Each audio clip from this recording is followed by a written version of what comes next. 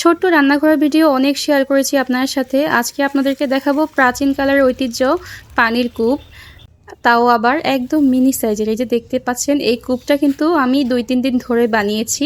এত সুন্দর লাগছে দেখতে। আপনাদের কাছে কেমন লেগেছে অবশ্যই আমাকে কমেন্ট করে জানাবেন। এই যে দেখতে পাচ্ছেন, আমি আমার কূপ থেকে এখন পানি উঠাচ্ছি।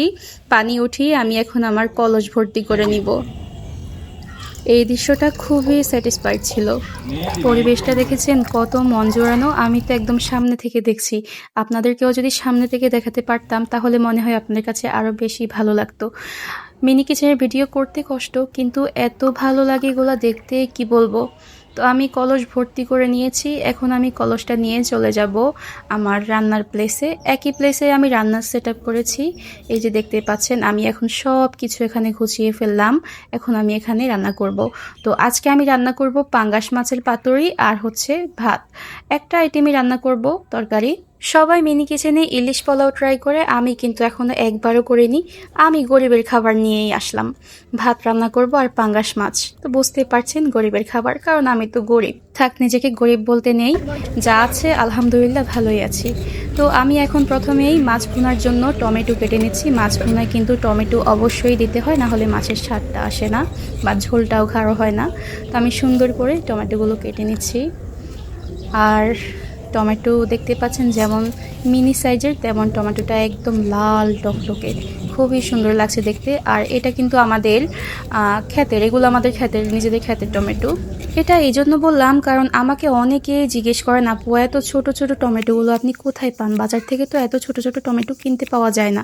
তো আমাদের যেহেতু ক্ষেতে আছে, ছোট বড় সব রকম টমেটো গাছে থাকে, তো আমি ছোট ছোটগুলো আমার মিনি কিচেনের জন্য রেখে দিই। এগুলো আমার মিনি কিচেনে প্রয়োজন হয়। তো বুঝতেই পারছেন, আমার আর বাজার থেকে কিনতে হয় না। আর ভিডিওতে দেখতে পাচ্ছেন আমি আম সাজিয়ে রেখেছি। আম দিয়ে কি রেসিপি করা যায় আমাকে অবশ্যই সাজেস্ট করবেন। আমি আমের কোনো রেসিপি করে তারপর আপনাদেরকে দেখাবো। তো প্রথমেই আমি এখন ভাতটা বসিয়ে দিব। ভাতের পানি অনেকক্ষণ থেকে বলক আসতেছে। আমি এখনও চালও ধুই নাই। তো চালগুলোকে সুন্দর করে ঝেড়ে নিচ্ছি। ঝেড়ে তারপর আমি পানিতে দিয়ে চালগুলোকে আমি ভালো করে 2-3 বার ধুয়ে নিয়েছি। তারপরে এখন আমি এগুলোকে সুন্দরভাবে রান্না করে নিব। তো এখন আমি মাছ কাটবো। মাছটা আমি এমনিতেও ঘর থেকে ধুয়ে এনেছিলাম, তারপরে আবার আমি পানি দিয়ে এগুলোকে সুন্দর করে ধুয়েছি। পাঙ্গাস মাছ কাটতে একটু ঝামেলা হচ্ছিল, কারণ মাছটা অনেক নরম।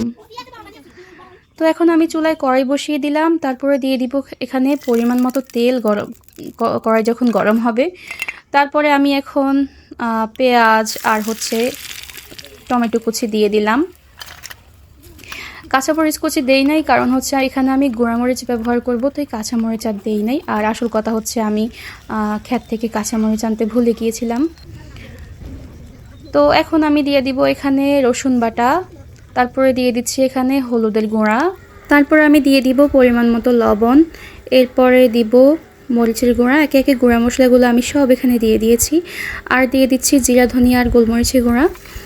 আর যেহেতু পাঙ্গাস মাছে কিন্তু এই মশলাটা অবশ্যই লাগে।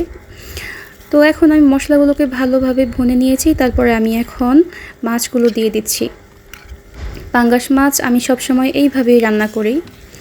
আর আগে আমাদের পাঙ্গাস মাছ তেমন খাওয়া হতো না।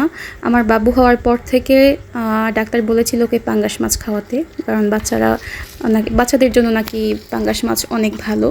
তো ওকে যেহেতু খাওয়াই, আমাদের আনা পড়ে, এজন্য এখন পাঙ্গাস মাছটা আমাদেরও খাওয়ার একটা অভ্যাস হয়েছে। তো আমি মাছগুলোকে কষিয়ে তারপরে একটু পানি দিয়ে দিলাম। এখন সুন্দরভাবে এগুলোকে রান্না করার পালা। এদিকে আমার ভাতও হয়ে গিয়েছে, ফুটে গিয়েছে। তো আর একটু হবে আর কি। তো আজকের ভিডিওটা আপনাদের কাছে কেমন লেগেছে অবশ্যই কমেন্ট করে জানাবেন। আমার ভাত হয়ে গিয়েছে। এখন আমি ভাতের পাতিল উঠিয়ে আরেকটা পাতিলের মধ্যে ভাতের মার গালবো। এই প্রসেসটা আমি আমার আম্মুর কাছ থেকে দেখেছি। আমার আম্মু দেখতাম যখন বাইরে রান্না করতো, মার গালনি থাকতো না, তখন এরকম একটা পাতিলের উপরে ভাতের মারটা গেলে ফেলতো। এটাও খুবই সুন্দরভাবে গালা হয়, যদিও এখানে ছোট পাতিল আমি ঠিকমতো ধরতে পারছি না। আর তারপরে নামিয়ে নিলাম। আমার রান্নাটাও হয়ে গিয়েছে। এখন আমি সার্ভ করব। এই যে ভাত বেড়ে নিচ্ছি। দেখতে পাচ্ছেন কি সুন্দর লাগছে এগুলো দেখতে। আর আমি কিন্তু এখানে খুবই পরিষ্কার পরিচ্ছন্নভাবে রান্না করি, তাই এই রান্নাগুলো অবশ্যই খাওয়া যায়। আপনারা আমাকে বারবার এই প্রশ্নটা করেন, আমি সব ভিডিওতে বলি এই খাবারগুলো আমরা খাই। তো ভিডিওটা কেমন লেগেছে অবশ্যই কমেন্ট করে জানাবেন। আর আজকে ভিডিও এই পর্যন্তই। আল্লাহ হাফেজ।